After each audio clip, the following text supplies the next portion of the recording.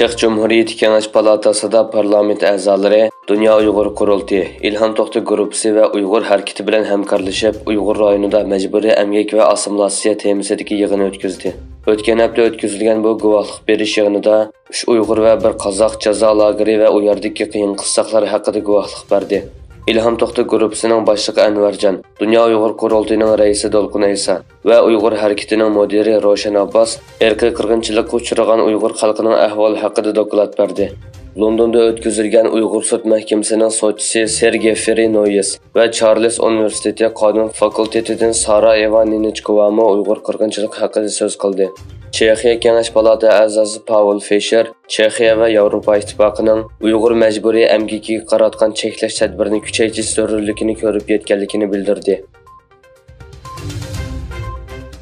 Bir turkum Amerika parlament a'zolari Biden hukumatidan kishilik huquqqa daxli ta'ruz qilish andishasi sababidan Xitoyning ikki o'lkasida pishiqlab ishlangan dengiz mahsulotlarining Amerika bozoriga kirishini cheklashni talab qilgan.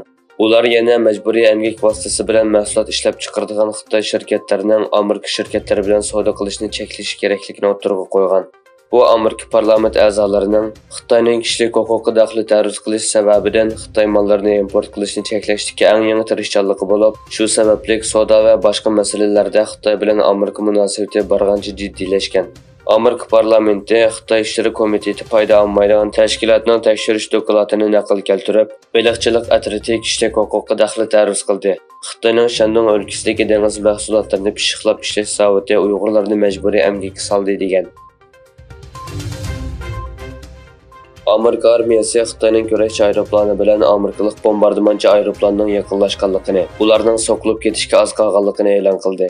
Amerika Hindiston qo'mondonlik organining bayonotida Xitoyning Xinjiang J-11 qo'sh motorli kurash aeroplanining xalqaro havo bo'shlig'ida doimlik mashg'ulot olib berayotgan Amerikaning B-52 bombardimonchi aeroplaniga taxminan 3 metr oraliqgacha yaqinlashganligi bildirildi. Yaqindan buyon talash-tartish bo'layotgan Janubiy dengizda Xitoy va Filippin paraxodlarining so'qilishi natijasida rayondagi jiddiylik kuchaygan edi.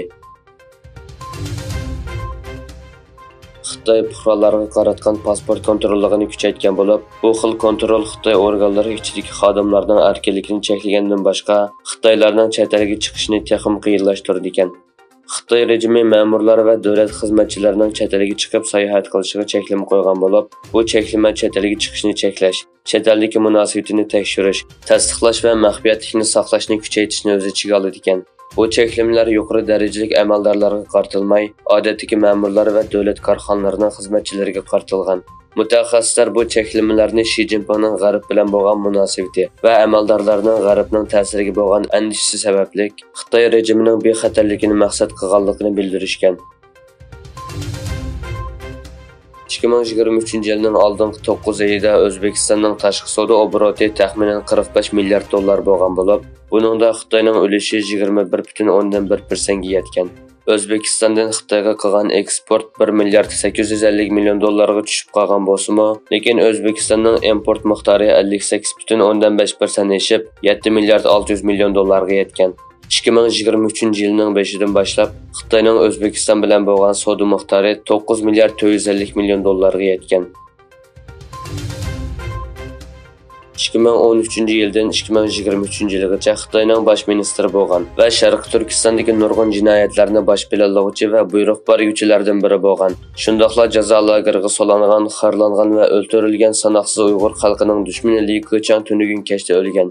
Xitoy taratqullarining xabarlariga asoslanganda 68 yoshli Li Keqiang Shanxayda dam olayotgan bo'lib, 26 oktyabr kechda tuyuqsiz yurak kasali qo'zg'algan va butun qutqizishlar qarg'a kelmay 27 oktyabr soat 12dan 10da o'lgan. Li Keqiang Xi Jinping bilan birga yaqin 10 yilda Xitoy siyosatining oldingi qatoridagi qonxo'r diktatorlardan biri bo'lib kelgan.